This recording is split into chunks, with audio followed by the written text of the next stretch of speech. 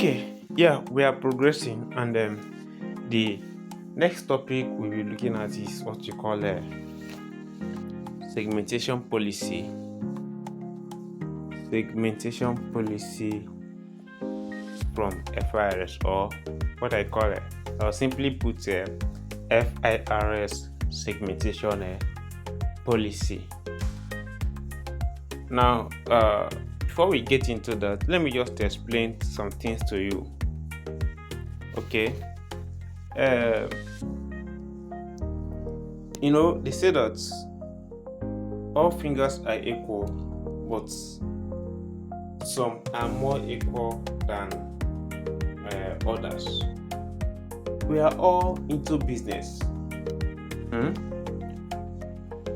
Mr. A, Mr. C, Mr. B, Mr. D, Mr. E all have their businesses registered, okay, through the same platform, CAC. But the business that Mr. A is into is different from the business that Mr. B is into, and they equally different from the business that Mr. C is into. Like, none of them are doing the same business. And even let's assume that even that D and E are doing the same business, but their outcome is different in terms of revenue. Mr. D could be making up to maybe 2-3 billion naira per annum in revenue, while Mr. D is struggling with just few, let's say below 100 million, 200 million, 300 million in revenue per year. Now you see that the two, even though that they are in the same line of business, their revenue, their income, their sales are different. One is higher than the other.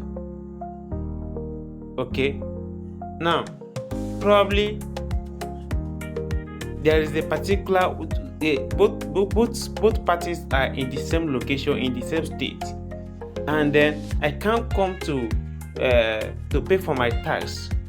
Probably Mr. D will come. We have to come to a particular office to pay tax, and then Mr. E, who is earning who has a higher revenue, will still be in the same place to pay tax as Mr.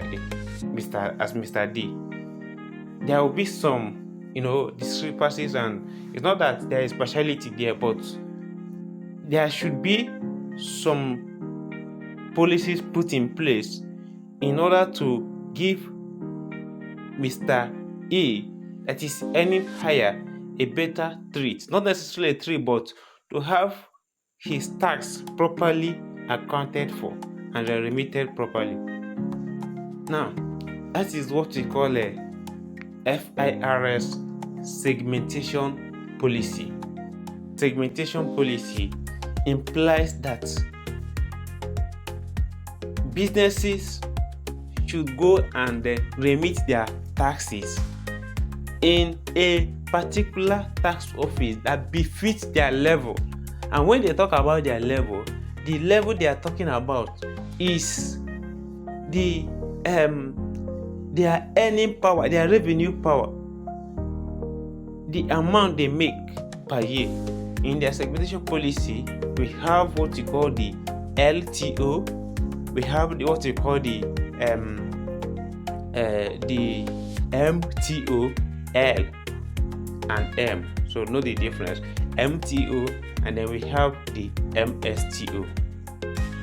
Okay. Now the LTO, L, it stands for large tax office. Large tax office. Okay, large tax office. While the MTO stands for medium tax office. Medium wealth tax office. And then the MSTO is for micro and then smaller tax offices. Micro and then small tax office. That is the meaning of MSTO. Now,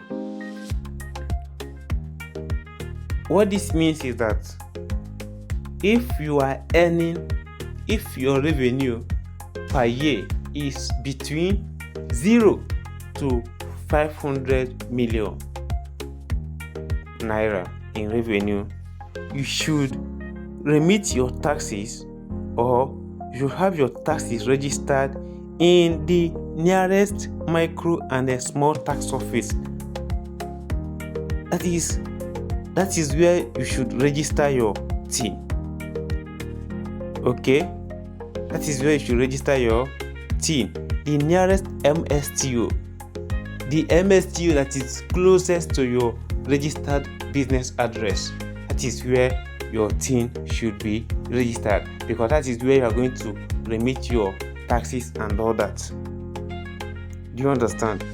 Now, if you are earning between 500 million but not up to 2 billion in turnover or in revenue per year, then you remit your taxes in the nearest MTO, medium tax office. Okay. Now, in a case where your kind of business generates too much money that probably in a year it is over 2 billion and above, in turnover, then you are to remit your taxes and have your TIN registered to the nearest LTO, large tax office. Okay, so this is basically what the segmentation policy implies. And then there are some businesses which already government knows that by the nature of their business, they should be earning not less than a particular amount and then not more than a particular amount. Automatically, they are classified into certain levels. Okay, for instance, the oil sector, there are kind of there's what we call upstream and the downstream sector in oil. Knowing their nature of business, their money comes in large amounts, so they are supposed to remit their taxes in the nearest LTO. And we have two LTO. I think in Lagos we have a LTO upstream in Lagos, and then the downstream still also in Lagos. Okay, in short, it's not. I don't have to go deep into this so that you don't get confused, because this one does not really concern you. What concerns you is to understand this segmentation policy, what you mean by LTO, MSTO, and then MTO. Okay, now another business that is classified based on their nature of business is telecommunications.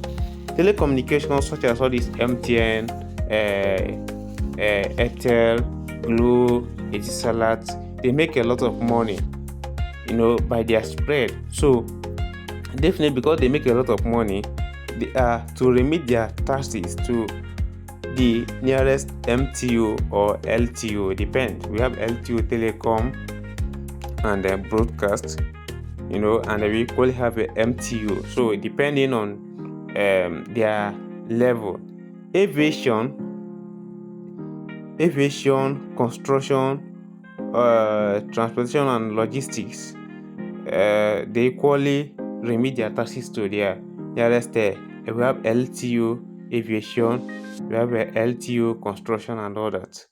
Okay, in short, I don't have to go into deep. And again, it is the duty of whoever is handling your TIN generation to know the right MSTO that is closest to that particular business and then put it there. So when we are processing your TIN, we take into cognizance your registered address, where you are, and then where you're supposed to remit your taxes, because this is where people are getting it wrong. Like some agents, they are getting it wrong. Some would want to, instead of knowing that, I don't know, in a particular state there can be many MSTOs. So it depends on the town. Like in major towns, there are always MSTO in major towns. We have FIRS office branch in one office in a particular state, but MSTOs are many. MSTO has more branches for this FIRS office. So assuming that in Oyo State, let's say in Ogbomosho, we have sorry if I got the pronunciation wrong. It could be a big town in Ogbomosho. Ogbomosho could be a big town, and then knowing that it's a big town, there will be a particular MSTO there. In Ibadan, there will be another MSTO there. Okay, to take care of businesses close to within that Ibadan and all that. Then in Lagos, you might have MSTO in Ikeja. I know that one. We have MSTO in Aja to take care of businesses within that area, because I can't be having a business in Aja and then you now take me maybe my MSTO will be in Ikeja. Lagos is a very big place, so the best thing is, when we are registering your MSTO, in the essence of providing the right address for your registered bill, we go by what is on your business or your registered address. We use it to know the right MSTO you belong to and then put you there. Okay, so I don't have to go and then be jumping traffic, jumping bus and all that in order to go and do your tax somewhere else. Most of the times, you know that it's not something like I can just trek, or you just run a little, just cover a little distance. Okay, so that is it about MSTOs, LTO, and then MTO, tax FIRS segmentation policy. And this, when we talk about segmentation policy, it solely applies to FIRS. Already in if it is JTB